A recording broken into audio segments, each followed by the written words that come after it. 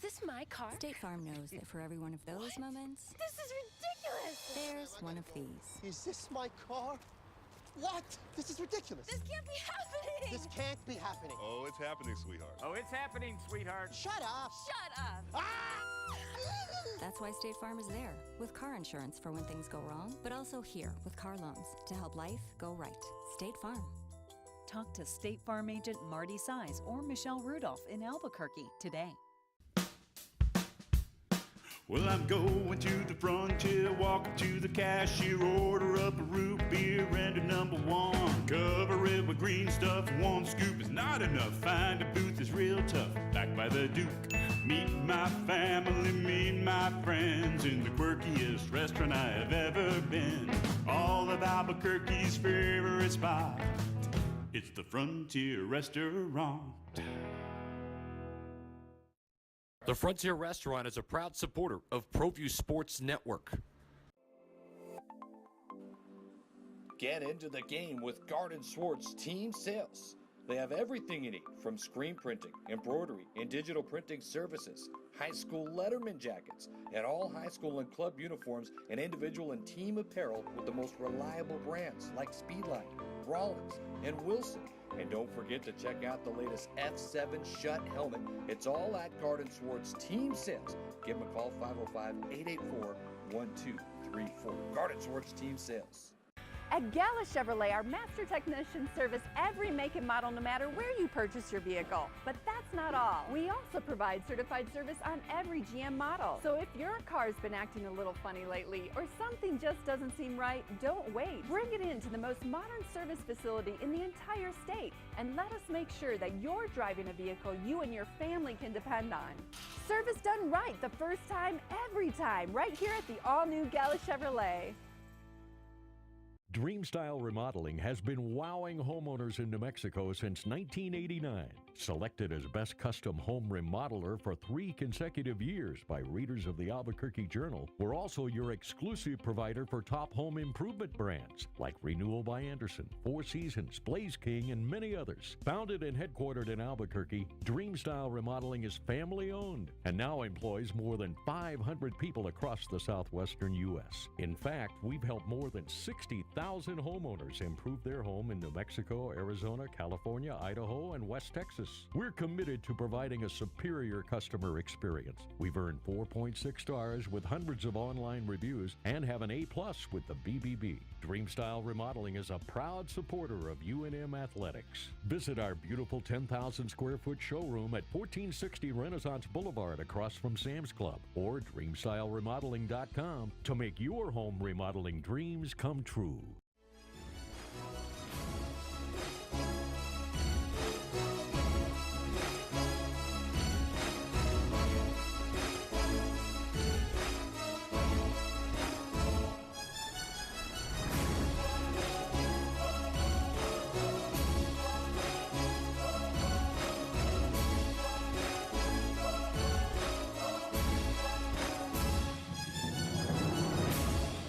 Good morning, everybody. Welcome to Red Menace TV here on Proview Network's Leroy Lucero, along with Michael Carlisle. A late night last night, Michael Carlisle. It wasn't so much the late night as it was the early morning that got me. Oh, it was the early morning that got you. Okay. You know, I can handle the late night as long as it's not an early morning. When you factor in the early morning too, yeah. So like, you know, I used to be like the late night guy, so I know exactly what you're talking about. I used to work till like 2, 4 in the morning, but now I don't. But then you go home and sleep till 10 or 11, right? Well, no, I didn't. That's my problem. But now it's like I'm in bed at 9:30, 10 o'clock, and I'm up 4 in the morning. So watching last night's game, which I guess there wasn't a lot of people in the pit, huh? Well, they announced just over 10,000. Okay, what does the eyeball say? A little less than 10,000. A little less than 10,000, Yeah. right. Okay, so they also used to say there was like, what, 12, 14,000 at the Lobo football stadium, and there was like 10 people?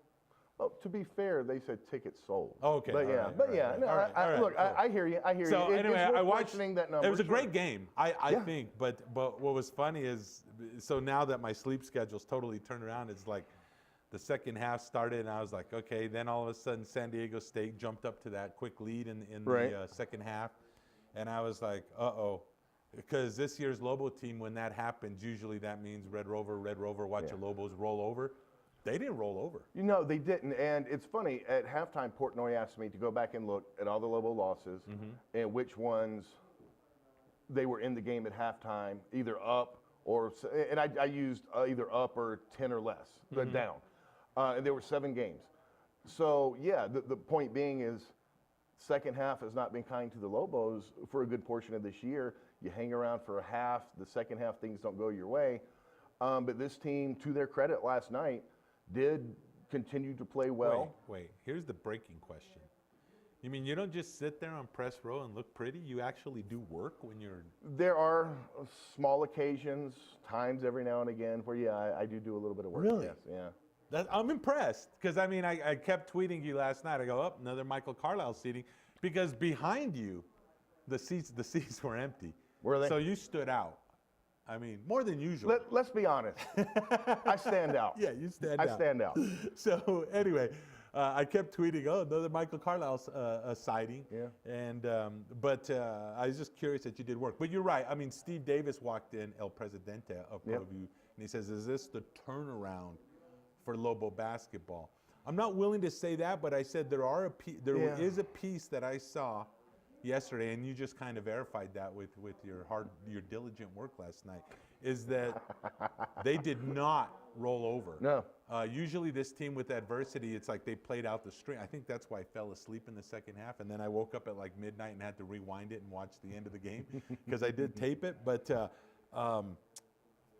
it seemed like rather than roll over or just play, I don't want to say they roll over because it doesn't, like, it's not like they quit, but you just kind of, they just kind of play out the string. Right. It starts going south. Shots don't fall. The defense gets lax, and before you know it, the other team goes on a run, and that didn't happen last night. As far as is this a turning point, you certainly hope so, but I think a lot of fans hoped the Nevada game was a turning point, and the decision to not play man-to-man all the time and switch to his own. You can look back to a lot of things that we thought or hoped were turning points and they weren't. Yeah, hopefully this is the turning point. I think the Lobos, when they're making their shots, I think they're as good as any team in the conference, other than maybe Nevada, although they beat Nevada, at the pit earlier this year. The problem is the lack of consistency. And, I said yesterday on the radio show, I'm taking the Lobos tonight. The shots got to start falling at some time. At some point, they haven't for the last few games. They started falling last night. I thought the Lobos, shot the ball well. Look, the defense still isn't great, but if you're making your shots, the defense is good enough. And to be fair, I thought the defense was better last night than it had been over the last 3-4 games, maybe 5 games. So they kind of, what for them would be a complete game, I think they kind of all put it together last night. So I'm trying to pull up the box score because I'm running a little bit late on that. What But do you need? I think, I know, it's a little bit slow on the uptake. Lobos shot right? just under 54% overall. They shot 35% from three-point range. Okay, so here's the key. And this is what I saw the key and what I saw different. They're penetrating. They were aggressive. I thought McGee was amazing. And I haven't seen, and even Manigault was really, I mean, he didn't get a lot of minutes, but it seemed like everything was moving towards the basket. And I think that energy, that aggression, fed both the offense and the defense. Even during one of the timeouts last night in the second half, I pointed it out to Portnoy, and he had already noticed it as well. Last night was the first time that I can remember when a player or a couple of players, as the case was last night, started getting in foul trouble for the opposing team. The Lobos went after them. They didn't settle for threes. They took the ball to the basket because either they're going to draw the foul or the player's going to back off, and you should get a pretty high percentage shot uncontested. And you're right. You're 100% spot on, Leroy. That's something this team is not taking advantage of pretty much for the entire season. But certainly last night, when San Diego State started getting guys in foul trouble. And really, if you go back and look, that's when the Lobos really opened up that lead because they tried to keep at least one of those guys out there, at all times. They sat on both for a little bit, but they wanted to keep them out there. And then they both get 4 fouls, and you leave them out there for their offense, but they're not playing any defense. And the Lobos did take advantage of that. McGee Certainly among those guys, I think Mathis took it to the basket a couple of times. Drew Drennan late in the game. Yeah. McGee had, I think, 14 points in the first half. I think he finished with, 16 overall? 19 points overall. 19 overall, sorry. But Drennan, if I'm not mistaken, he had 6 straight points late in that game. They ate the clock, and he drove to the basket and was able to get points. I believe he finished with 8 overall. But, yeah, they did do that. They drove to the basket. They took advantage of the situation. And, again, that's another thing we haven't seen from this Lobo team a whole lot this season. The other thing I love, Michael, is on defense. They switched a lot. They pressured. They drop into the zone. They'd hit a little man. They'd twist up the zone a little bit. They'd show zone at first and then jump out. Yeah, they would flash. Once again, I know, they had a rough time with defensively as this team's trying to get together and everything else. But this team, like I said, I love aggressive basketball. I don't like sitting around the three-point line waiting for the open guy or you're jacking one up or you're 10 feet behind. I know that everyone goes, ooh, and everything else with that stuff. Mathis hoisted a few, and he hit a couple. Sure. I hate that kind of basketball because I think it takes away from the natural aggression. I think zone does that as well. It takes away that aggression. I think the way that Weir mixed it all up yesterday, and I don't know if he intentionally said, hey, McGee, Drennan, I want you guys penetrating, or if they just saw something that allowed them to do that maybe they haven't seen on other teams. But I think that, along with the way they played defense, just kept them aggressive. Yeah, and again, for as much as we've talked about the lack of defense, you do have to give them credit.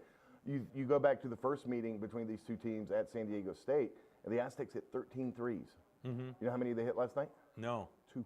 Yeah. They were 2 for 10 for and they were in their face the whole time. Yeah, exactly. And the other thing about that, is as that aggression happens and you actually hit the bunny shots, which you hadn't for a while. It's funny how that confidence started to build. I mean, McGee, when they closed out that first half, I mean, the one, he had 2 dudes basically draped all over him, and he still hit that layup. And that was nasty. Yeah. I mean, and like I said, the Lobo team that we've seen this year, who was a kid from San Diego State? He shot the ball from behind the backboard, and I mean, that was just, are you kidding? And my mind there was like, there's the nail. First half, this kid hits it with just a couple minutes. All of a sudden, that lead goes, and I'm like, well, there's a nail that's just like the Lobos just they're so snake bit, they find ways to just get beat or lose. Yeah. And it's like, but they kept storming back. I don't know. I thought this was a more impressive victory to me than even the one against Nevada, to be honest with you.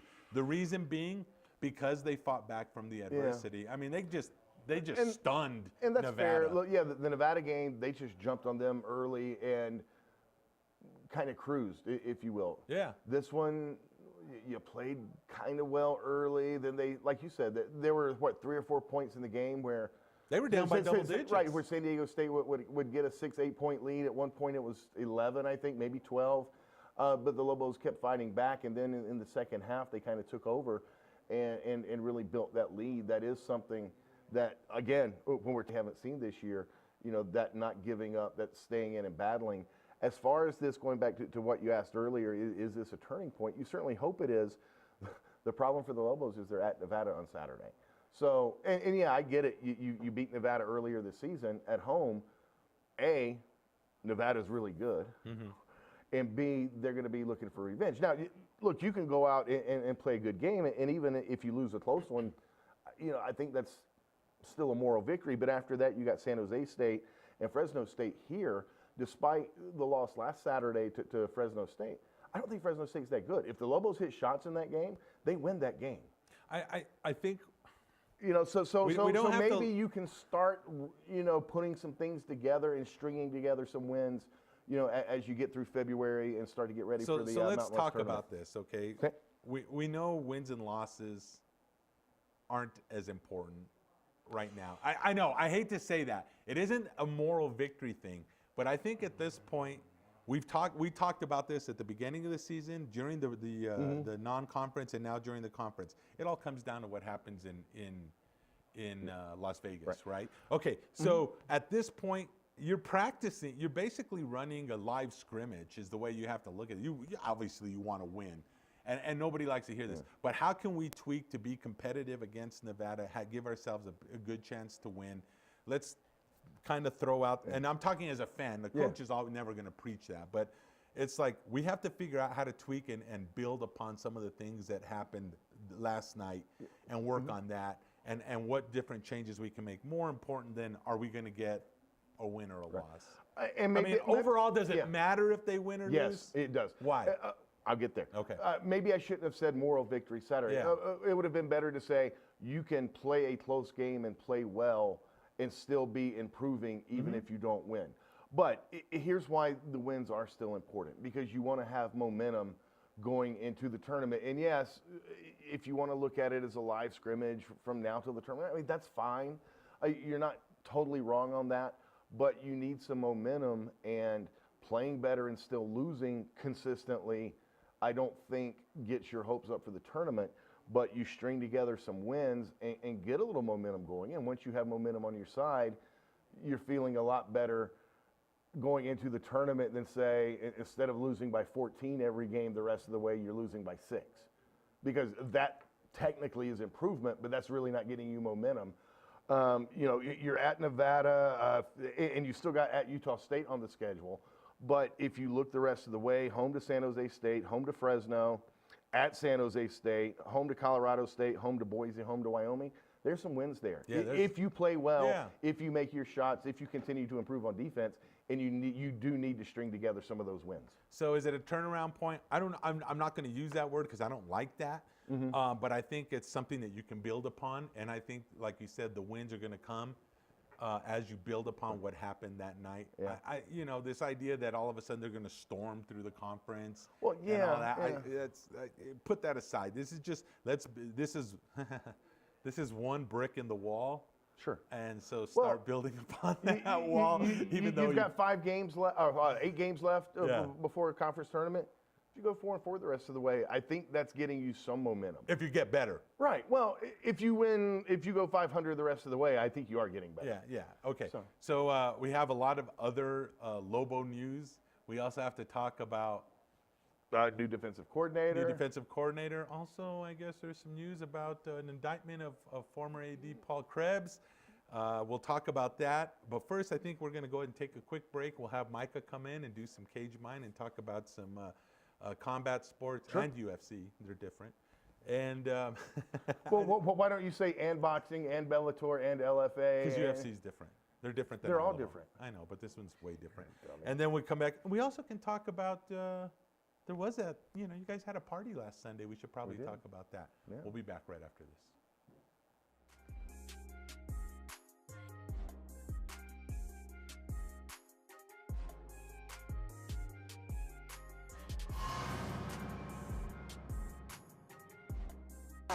By Deja Sandoval. Ingram, little crossover, step back, bang! It's stolen away by Garcia, up and underneath for the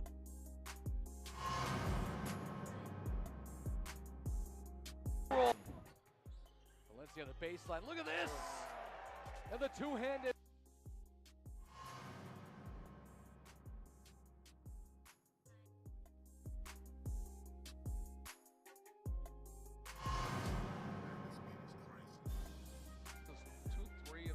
Here's the steal. And look out. It's showtime. Patterson! Put it down!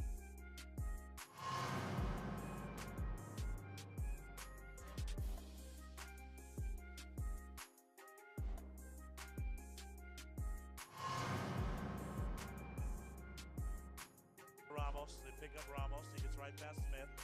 Steps into a 3. Ramos hits! And a quick timeout from Adrian Ortega. Not a lot of people do that, but kind of with you on that. Okay, the lead's back to 3, 2.9. They get it into Ramos quickly. Better get Ramos on him. Gonna get one up from half court. It'll count. If it goes, Brian, it went.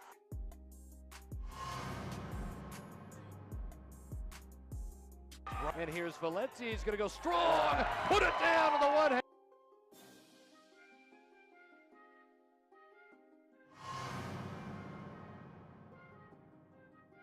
Absolutely rejected. Gaxiola on the spin.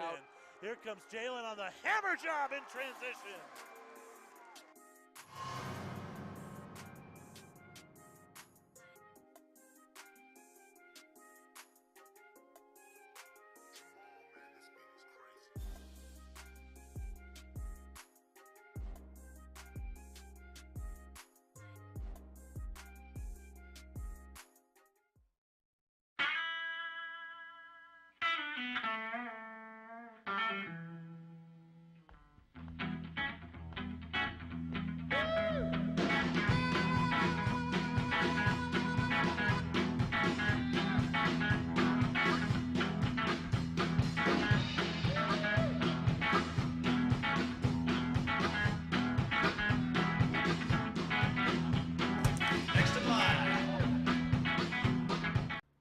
Bookmakers, proud supporter of Proview Sports Network.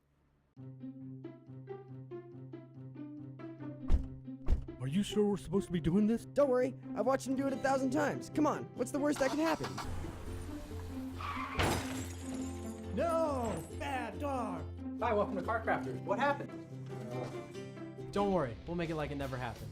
Car Crafters, it's like it never happened. Don't sacrifice quality and flavor when you're in a hurry.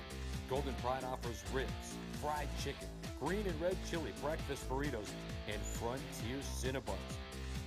4 great locations, or visit us online at goldenpride@abq.com.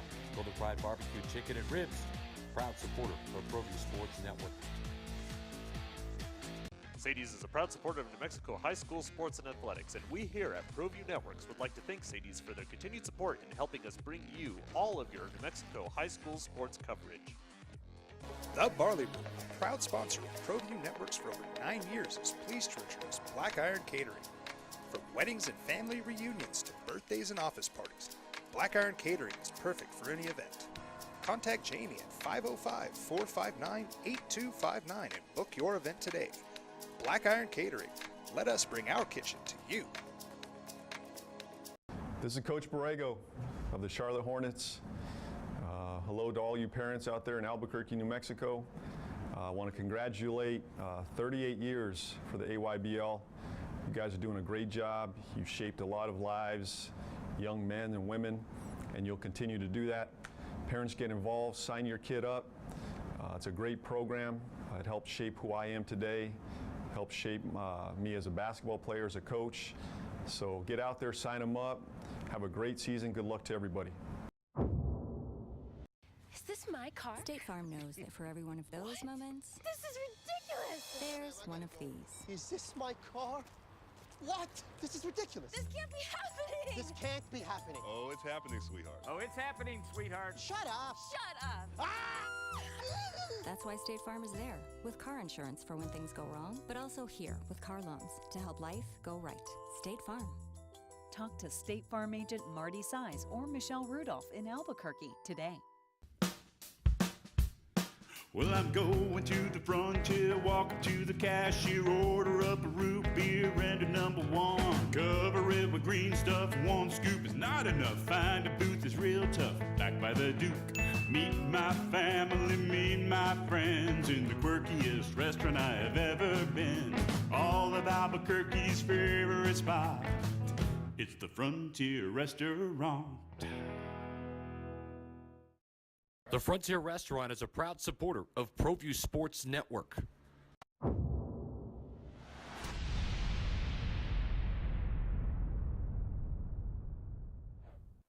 to the place where we talk about people getting punched in the face. This is Cage Minds. I'm Micah Frankel. Got a ton of stuff to talk about from the world of combat sports. From MMA to boxing to kickboxing. There was a whole lot of action we told you that was going on last weekend. Start off with some highlights. Let's roll those if we can, Alden. Start off in the boxing ring on Thursday night. Is a Roy Jones Jr. event on UFC Fight Pass. Right there is Aspen Palacio. This was a WBO junior bantamweight title eliminator. Jose Martinez going down again.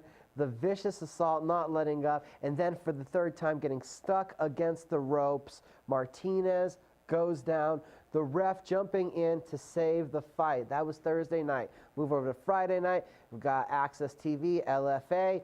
Big head kick from Kyler Phillips. Emeka Ifekandu never saw it coming. UFC vet Seth Baczynski started out charging hard, coming in against Daniel Miranda. Gets caught. Can't leave that neck exposed. Miranda, a Brazilian Jiu-Jitsu black belt. He's able to cinch in, find the guillotine choke for the finish. Go to the main event. David Mershad with the long hair. There is Christian Aguilera. He eats an elbow. Aguilera trying to get the takedown. Mershad with that knee. And then with the big right hand dropping down Aguilera, taking it to the ground, able to get the crucifix position and ground and pounding to finish. Nothing Aguilera could do to stop that. UFC highlights. Johnny Walker, spinning back fist. Big ground and pound for the finish. David Timur, the knockdown of Charles Oliveira, couldn't fight the finish. Oliveira survives the second round. Elbow, swarming with punches. Not sure why the ref is letting this go on, but Timur got back into it, only to jump into a submission. Oliveira adding to his record as the most submissions in UFC history. Talking about submissions, Damian Maia back in the win column as he's there home in Brazil, gets on the back of Lyman Good and forces in the rear naked choke. The king of Brazil, Jose Aldo, still has it. The body shot sets up the finish, relentlessly going after a hurt Renato Moicano. I mean, throwing the kitchen sink. The fist, the knees, the finish. Aldo back in the win column. 2 right hands. Marlon Moraes drops Rafael Assunção. They're on the ground now. Moraes, big shot, made Assunção try to get up. Moraes finds the guillotine choke. And there's the tap, avenging the loss from Moraes' debut. Bare Knuckle FC in Cancun, Mexico. Main event. Julian Lane drops Leonard Garcia. The bad boy gets back up. The right hand stings Lane. He's able to find the knockdown right here. Back on their feet. Hurt one more time. Swarming for the finish. The bad boy is now the Bare Knuckle FC lightweight champion. To the boxing ring. Kovalev Alvarez highlights from ESPN+. Kovalev had lost the first time to Alvarez, but this time he's able to cue on his mistakes, apply the pressure, and work his way to an avenging decision victory. Kovalev avoids the fate that everybody thought he could have been a has-been. First blemish on Alvarez's young record. Same night, Jason El Concito Sanchez, Albuquerque's own, right there with that right hand, defends his WBO title. Still undefeated. A big win right there for Jason Sanchez. So it was a crazy, busy weekend of combat sports. Not highlighted, we did have XFN 356 on UFC Fight Pass. Ray Rodriguez finishes off Jimmy Flick. Emily Ducote, Bellator vet, gets back in the win column. Kata Kachme, Panamaru, the Thai fighter on Glory 63, is able to defend his featherweight title. Not to mention, Jason Wilness with vicious leg kicks was the winner in the UFC Super Fight Series main event.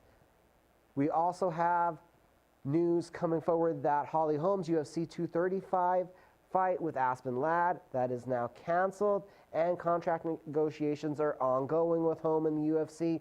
All indications would lead that Holm will be in action against Amanda Nunes at UFC 237 May 11th in Brazil. The UFC needs a main event for that card. Amanda Nunes is the Brazilian champion. It would make sense that the bantamweight champion is going to defend against Holm, and that's because of the name right. Not really making sense because there's 2 undefeated fighters, Caitlin Vieira and Aspen Ladd in the wings waiting, but the UFC likes the name recognition, so I believe that Holm's going to be next up for Amanda Nunes and the bantamweight title fight. Even though Nunes has speculated that she'd like to go to flyweight, I don't think the UFC is going to be inclined to let her collect a 3rd title, as Nunes has already recently in Brazil at the ESPN event talking about possibly looking towards the future and retirement. So I think just having the featherweight and bantamweight title is as much as the UFC is going to let happen right now, even though Nunes does hold the 2 victories over Valentina Shevchenko, the current women's flyweight champion.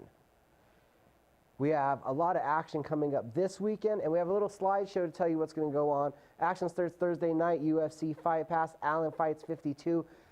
Chase Sherwin, former UFC heavyweight, in action on that card. You have boxing, thanks to Golden Boy Promotions on DAZN. Alberto Machado defending the WBA super featherweight title against El Chino Andrew Canasio. You also have Ray Vargas putting up the WBC super bantamweight championship against Franklin Manzella.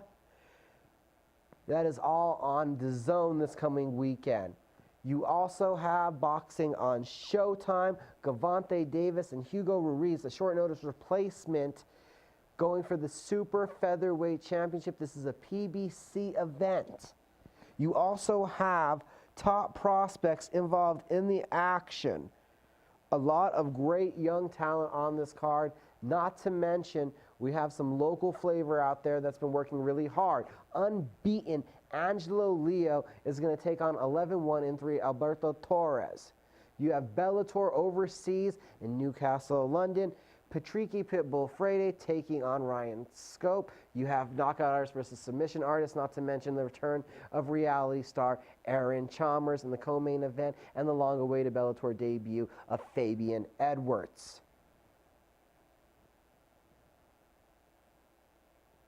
The UFC is in Melbourne, Australia for UFC 234.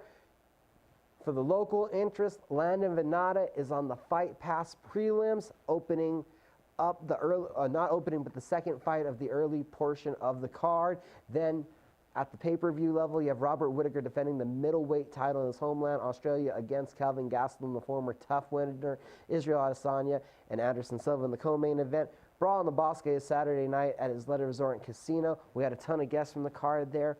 Get out if you can. Support the 1080 Foundation and the local firefighters and police officers. Will they get out there and brawl out for your entertainment? On another local note, up in Denver, Colorado, Sparta Combat League having a boxing event, and Berlin's Derek Pettis will be involved in that. Coming up the following weekend, on the 16th, out at the Santa Ana Star Center, 40 matches. You will have Fight to Win. The following weekend after that, you have Jackson's MMA series out at Buffalo Thunder Resort and Casino with Jerome Rivera versus Gina the Kid Perez. And boxing is back. Manuel Lujan Complex, Expo, New Mexico, Expo Explosion 3. Josh Pitbull Torres headlining. The article is up at cageminds.com. Couple other news and notes that we got. Don't forget, even though Holly Holm is off of the UFC 235 card, the card will still see Diego Sanchez versus Mickey Gall in the main event. Now official, his one fight license approved and a whole lot of drug testing to ensue. John Jones is defending the light heavyweight title against Anthony Lionheart Smith. For a lot more combat sports information, go to cageminds.com. Short segment this week for you guys. We'll be back with more Red Menace TV in just a minute.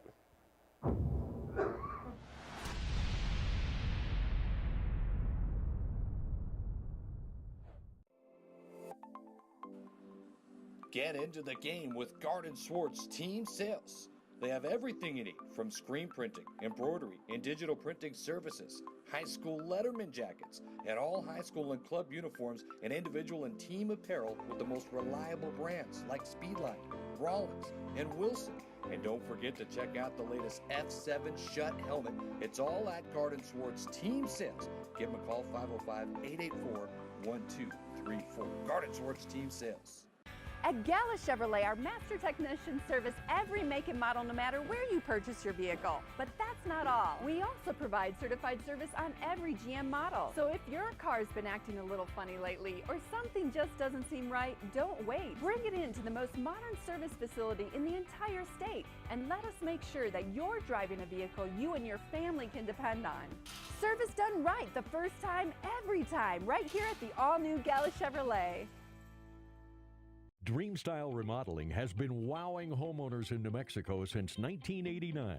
Selected as Best Custom Home Remodeler for 3 consecutive years by readers of the Albuquerque Journal, we're also your exclusive provider for top home improvement brands like Renewal by Anderson, Four Seasons, Blaze King, and many others. Founded and headquartered in Albuquerque, Dreamstyle Remodeling is family-owned and now employs more than 500 people across the southwestern U.S. In fact, we've helped more than 60,000 homeowners improve their home in New Mexico, Arizona, California, Idaho, and West Texas. We're committed to providing a superior customer experience. We've earned 4.6 stars with hundreds of online reviews and have an A+ with the BBB. Dreamstyle Remodeling is a proud supporter of UNM Athletics. Visit our beautiful 10,000 square foot showroom at 1460 Renaissance Boulevard across from Sam's Club or DreamstyleRemodeling.com to make your home remodeling dreams come true.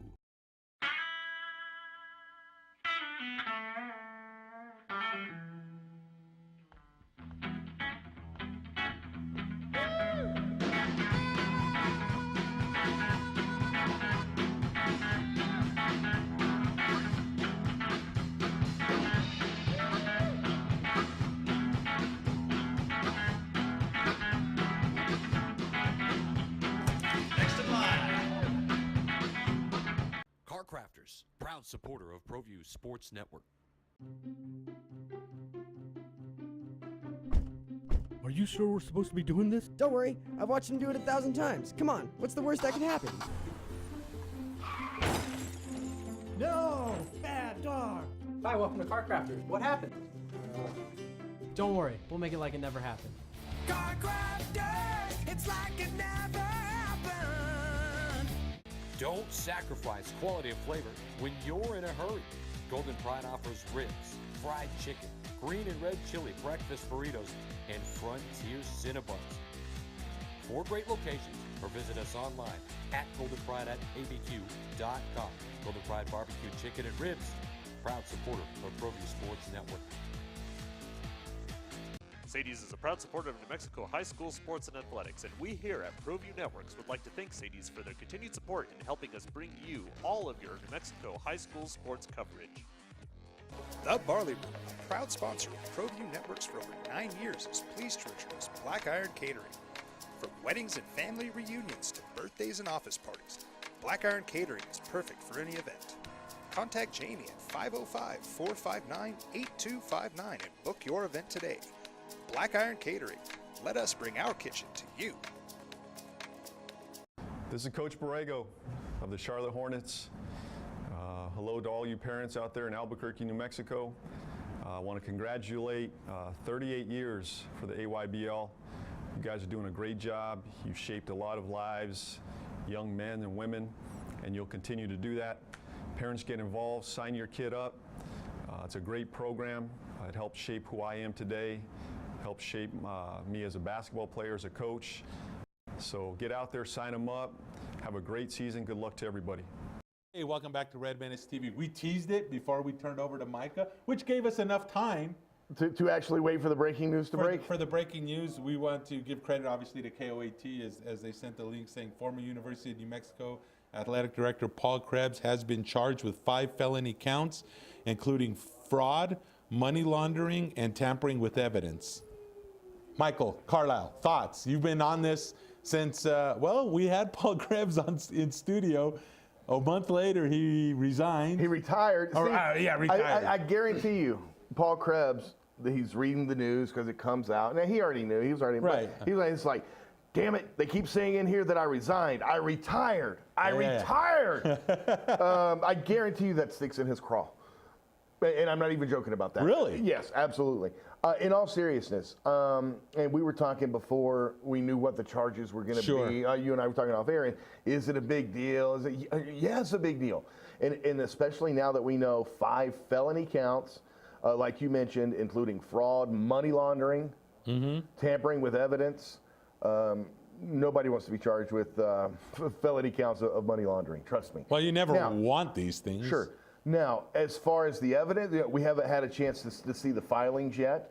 So as far as what evidence the Attorney General's office and all that, the state auditor, whoever all was involved in the investigation, right? What the evidence is, as more info comes out today, we can talk more about that. Next week certainly I'll be talking about it on the or this afternoon, right, on the radio show today on 95.9 FM at AM 610, the Sports Animal at 3.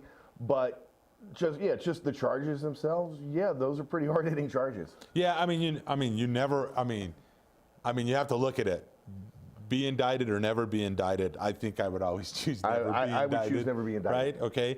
As far as the fraud, money, and those words, obviously nobody wants to hear fraud, money laundering, and tampering with evidence shown on your thing. So basically, what as I understand it is, UNM was going to pay for the trip to Scotland for Craig Neal, Paul Krebs, Cole McCamey, and family or friends that went with them, and then a few of the other. Is that the way it worked? And then later on, well, they did pay for it. Okay, they did pay for it. Right. And then, as I understand it, the narrative was that on the backside, once that was exposed, Krebs slipped in a check, or is that, I'm just trying to say what's. I believe. Well, I think Krebs wound up paying for himself, and I think Neal did too. But the what you're talking about is the anonymous donor, and which turned out to be Krebs. And if you follow that story, there was Krebs emailing his wife, "Here's the check," take it over to, I don't know if, well, screw it. Take it over to Larry Ryan at the Lobo Club. He's expecting it. Delete this email and delete it out of your, delete file. Make sure our name You is can never delete anywhere. anything. Well, no, especially when people come looking for it. Right. If they're not looking for it, all right, yeah, maybe. But when people come looking for it, there's ways to find it. But see, I don't know how much of that, until we can actually see the filings. Because in and of itself, it's not against the law for Paul Krebs to make a donation to the Lobo Club. Of course not. If any of these charges are related to the misuse of the money paying, and it's probably the bigger deal paying for the donors that went. Right. Because that does violate state law. In that case, it's just like, well, if you rob a convenience store and go back 3 weeks later and give back the money, well, you still robbed the convenience store. So, and maybe that's not the best analogy to use, but I just thought that would be a simple one that would work. I'm not necessarily equating this to robbing a convenience store. Maybe if you stole someone's bike. Fine, and right, they filed a police report, they're out looking for it, and you bring it back. Well, you still stole the bike. Right. You can still face charges. So while, and I know Krebs' attorney has been steadfast, well, it's not against the law for him to, donate to the Lobo Club, and that's true, but it still doesn't erase any misuse of funds that there may have been that money was trying to make up for. Now, I'm not a lawyer, obviously. Indictment just means he's charged. Now we go through the thing. I guess he'll probably go through arraignment next. I doubt there was a perp walk or we would have seen the video. No, they didn't descend upon, I'm assuming anyway, they didn't descend like a upon his stone house. thing where they sent like... My guess is very quietly he goes in and gets processed and comes right back out. And nobody even knows. And yeah, they'll, his attorneys in the state will probably start talking. I'm sure his attorney is going to want to come up with some sort of agreement. Maybe that happens, maybe it doesn't, maybe this goes to, I don't know. Once we can actually read the filing and all that, see what the evidence is, certainly we'll have a much better idea of what's going on. But 5 felony charges, including fraud, money laundering, and tampering with evidence, those are all serious charges. And once again, UNM's name just keeps, it's so weird. It's like the past 2 years, it's been 2 years now, hasn't it? Yeah. It just seems like every time something decent happens. It was 2 years in May that he retired, not resigned, retired, May or June. I just think it's funny. That's a big deal. I don't. Well, it is to him. Yeah, I know, but I'm just saying. I just think it's funny that we're gonna, parse that one word, or whether it was a resignation, retirement, or just quitting before the. Well, if I kept saying you got fired from a job and you quit on your own, you're going to be like, dude, quit saying I got fired. I quit. So, when you say he resigned, and yeah, we're splitting hairs here. From his perspective, if you say he resigned, that makes him look guilty or makes him like he did something wrong. He says he retired all on his own. But I had him on when he retired. He was, believe me, he was incredibly retired, incredibly steadfast. I did not resign. Right. I retired. Gotcha. He might have been forced to retire. I don't know. But from his point of view, he retired. It just seems like, going back to the point that I was going to make, though, it's just like every time there's like a step or half a step forward for this program, they just keep, the department. it just something just drags the whole thing back down. Now, obviously, the news or everything was coming out last night. In fact, it was kind of pre-released. Well, no, actually, the word started going out, and as we tape and do the show live on Wednesday, probably around 2-ish or so yesterday. On Tuesday afternoon, I was told last night that the charges were originally filed in the wrong court. That's why it didn't come out. Yesterday. Now, I don't know that that's true, but I was told that by someone I 100% trust. It is New Mexico. In all seriousness, let's get back to this, because you brought up for the athletic department, 1 step forward, 2 steps back.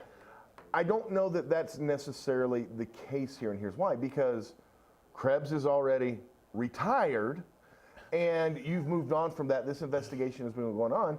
If you're looking at this from the athletic department standpoint and the glasses half full standpoint, you've known something was coming. The investigation was going on. You've been, since Eddie Nunez got there and all that, you've been trying to fix the problems with the money, with the budget inside the athletic department. You've been trying to do things the right way.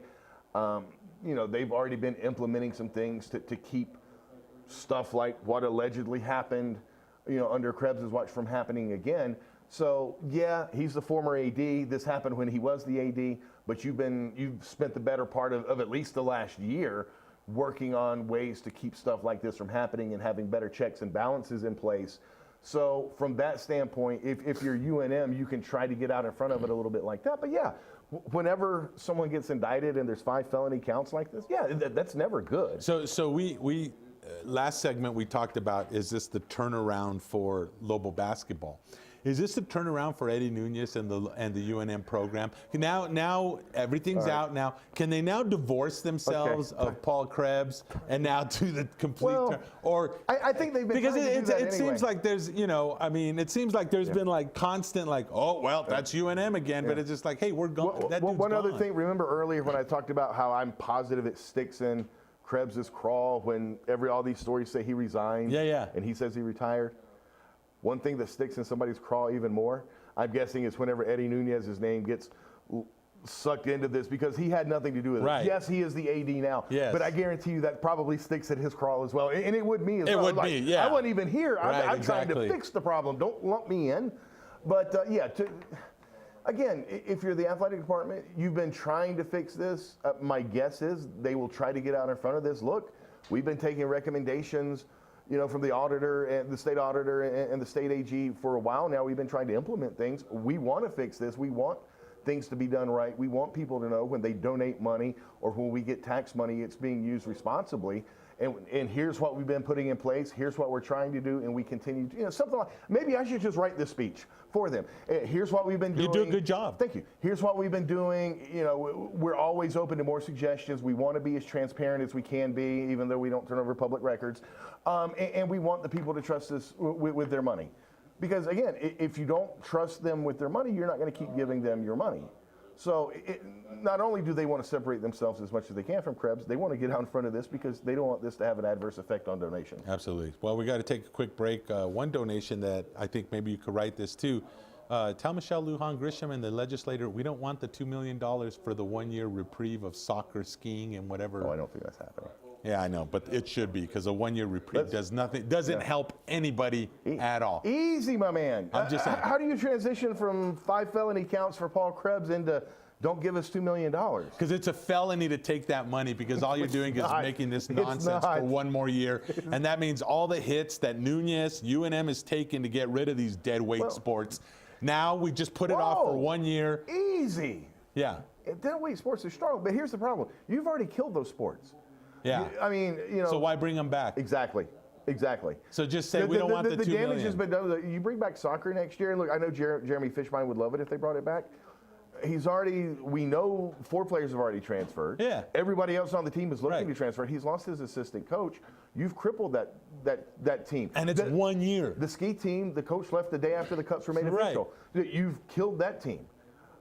So, yeah, it's not, and again, you get a 1-year reprieve. What happens next year? You're going to give another $2 million? No. And by the way, if you keep those sports and you give us $2 million, well, we need another $800,000 to build a facility for women's beach volleyball so we can buy some time on the whole Title IX thing that we're not compliant with. Sorry, Alden's giving us the hook big time. We'll take a break. We'll be back right after this.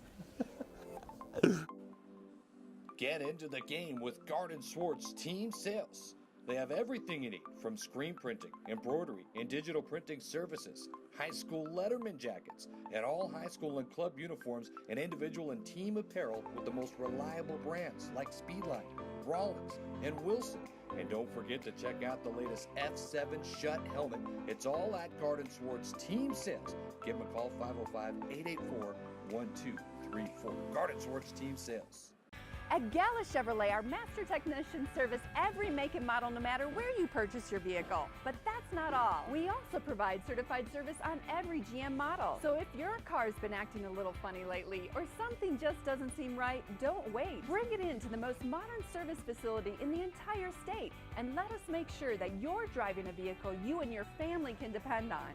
Service done right the first time, every time, right here at the all-new Gala Chevrolet. Dreamstyle Remodeling has been wowing homeowners in New Mexico since 1989. Selected as Best Custom Home Remodeler for 3 consecutive years by readers of the Albuquerque Journal, we're also your exclusive provider for top home improvement brands like Renewal by Anderson, Four Seasons, Blaze King, and many others. Founded and headquartered in Albuquerque, Dreamstyle Remodeling is family-owned and now employs more than 500 people across the southwestern U.S. In fact, we've helped more than 60,000 homeowners improve their home in New Mexico, Arizona, California, Idaho, and West Texas. We're committed to providing a superior customer experience. We've earned 4.6 stars with hundreds of online reviews and have an A+ with the BBB. Dreamstyle Remodeling is a proud supporter of UNM Athletics. Visit our beautiful 10,000 square foot showroom at 1460 Renaissance Boulevard across from Sam's Club or dreamstyleremodeling.com to make your home remodeling dreams come true.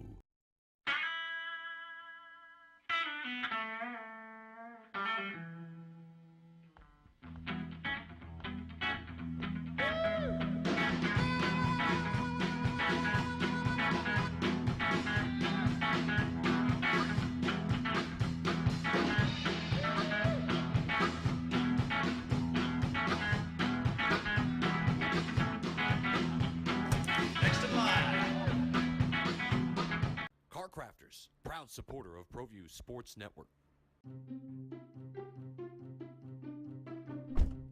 Are you sure we're supposed to be doing this? Don't worry, I've watched him do it 1,000 times. Come on, what's the worst that can happen? No! Bad dog! Hi, welcome to Car Crafters. What happened? Don't worry, we'll make it like it never happened. Car Crafters, it's like it never happened. Don't sacrifice quality of flavor when you're in a hurry. Golden Pride offers ribs, fried chicken, green and red chili breakfast burritos, and Frontier Cinnabons. 4 great locations, or visit us online at goldenpride@abq.com. Golden Pride Barbecue Chicken and Ribs, proud supporter of Proview Sports Network. Hey, welcome back. Hey, I know we talk a lot about the Lobos and stuff, and that's great, but I think we should. Well, it is Red Menace TV. It is. Where did Red Menace come from? Yeah, I know. That is kind of what we do. I hear you. But I also want to talk a little bit about the Super Bowl because I thought you wanted to talk about the Aggies or something. I'm going, whoa. No. Whew. You have an Aggie report every day, don't you? After every game. Yeah. One of our listeners sent it in. Yeah, it's funny. Do you know how that all came about? No, I do not. Right. This may shock you. Trujillo made me mad one day. So No. I'm like, all right, dude, maybe you should start writing an Aggie update every day. Well, I'm not writing an Aggie update every day. So I had this guy email in. He says, since Trujillo's too lazy to do it, I'll do it for you. And he's tongue in cheek. I'm not ripping on Trujillo. Trujillo's lazy? Shocking, right? I'm kidding. I'm just messing with Trujillo. Love Trujillo. So for like 2 years, maybe 3 years now, after every football game, after every basketball game, boom, Aggie update. I think it's great. I think it's funny. I love very dramatic. I love fans that do stuff like that. And really that's what started this whole Red Menace thing. It was just a fan that just liked to do stuff. Even my radio career was just so I love stuff like that. Stuff like that I really dig. But I did want to talk about the Super Bowl because I did write an article for Enchantment Sports. I loved the Super Bowl. I'm an old school NFL fan. I love the game of football. I know the new world order of NFL fans and Super Bowl fans, because I think there's a difference from a football fan and a Super Bowl fan. Sure. I can understand they wanted a lot more scoring, but as a football fan, I thought it was great. Every second was important. Every play was like, absolutely. Is this the play that's going to start the run? Right. No, look, first of all, I thought you wrote a really great article on enchantmentsports.com about the Super Bowl and that very thing. It had the old school feel to it. I don't think, though, it was, and yeah, there was a lot of great defense. There was just also a lot of bad offense. There was. Especially on the part of the Rams. I'm with you. I enjoyed the game because it was close, and you felt at any time there could be a big play, and that might be the difference. Goff had 2 opportunities to hit Robert Woods. One, Goff threw it bad. The other, Woods should have caught it. But either one of those plays changes that game. Every time Brady and the Patriots had the ball, you're like, all right, if something happens here, this is probably going to be the game. So from that standpoint, it was close the whole time. You were on the edge of your seat. You were waiting for something to happen. But I do understand the other side of it. Sure. People who actually, enjoy seeing teams score. maybe you didn't get as much out of it as you liked. And I get that as well. I thought the game was very entertaining, and yeah, I was glued to it. So it was crazy because I noticed, and nobody ever thinks about this. You know, the Patriots winning their 6th Super Bowl, everyone thinks, oh, they're this great. All their games have been close that they've won, just about. Before Sunday, I think their average margin of victory was like 3.5 points. Their average margin of defeat was 5. Yeah, everyone forgets like the last second field goals and the you know, last or 2 years ago, Brady and the 2-point conversions when they beat Atlanta, and then you go back to Seattle when they make that last second interception. They haven't been blown out, and they haven't blown anybody out. I mean, they just keep it close, and it's so weird, and it just like, but yeah, I don't care what the score is. It's like if you have a minute left, and Brady's on the field at some point, you know they have a chance. And absolutely. It's a crazy thing. You said it to start the playoffs. I'll never bet against Brady and Belichick. I think that's just. Doesn't mean you have to root for them or anything like that, but you know, if you're looking to lay a little money down, that we can now legally do in the great state of New Mexico. Which, by the way, I was down there. Yeah. But yeah, just save your money and bet on something else. Doesn't mean you got to root for them, but more if you bet against them more times than not, you're going to lose that bet. Yeah, it was crazy. I was down at Santa Ana at the betting parlor there, and yeah, there was a lot of people. There was a huge line. They had all the prop bets, everything. We had the one of the things we bet on was Brady was his first pass going to be a reception. It wasn't. It was an interception. Well, see, I would have thought that. I'm like, yeah, it was a reception. The guy caught it. Yeah. Sure, he was in a Rams uniform, but he caught it. I don't think they count that. And then we bet on the first field goal being for the Patriots, which we won. We went to the went to the window with that one, and then of course bet the Patriots straight up. So you're right. You didn't go over under on the anthem, did you? No, I didn't. Because there was controversy there. Well, was there? Because she ended Land of the Free, Home of the Brave, and she drug out Brave, and that's where it should have ended. But then she picked back up on Brave again and drug it out. So that took it to the over. Oh. So some places wound up paying out for both. Some were, I didn't know that. It was the end of the first Brave. Yeah, there was that was a big deal. Yeah, there was controversy. That was a big deal. But it was cool. I mean, it's wild. I mean, it's too bad the state of New Mexico can't make any of that money. I'm surprised none of the other casinos have got going yet. Now that, and I don't know why. Santa Ana was the first. Yeah. Well, and it's funny because I know. Well, I think you were the one who showed me the job posting. Right. As far back as April of last year? Yeah, before this all happened. San Diego was advertising hiring. for they were hiring for managers and tellers. Workers, yeah. So I don't know, because they could build something, and you would think Super Bowl would have been the perfect time to start that. Absolutely. It's like, hey, come bet the Super Bowl, blah, blah, and they did not. But no doubt, Tom Brady's the greatest quarterback of all time. I mean, there's no question. I don't think there was a question before. Real quick radio plug, if you don't mind. Yeah. So at our Bowl Bash at Sandia, we had Everson Walls, Billy Joe Dupree from the Cowboys, and Dwight Hicks from the 49ers. Right. And we had kind of been having this going back and forth with Dwight Hicks over who was the better quarterback, Montana or Brady. And we had him on the radio, and he goes, Montana was 4-0. So I asked him again. I interviewed them all up there on stage. I'm like, so if Brady were to win today, would this change your mind? This would give him 6 Super Bowls. Yeah, Montana was 4-0. Brady's lost 3, but a win gives him 6. Does that change your mind? His direct quote, nope. Which, look, I asked. Awesome. I expected it. That's why I asked him, because he played with him. So awesome. But yeah. Hey, thanks everyone. End of the show. For Michael Carlisle, for Alden, it's Leroy Lucero. You can catch him on the radio, Sports Animal. You can catch me on Enchantment Sports. We'll see you next week. God bless you all.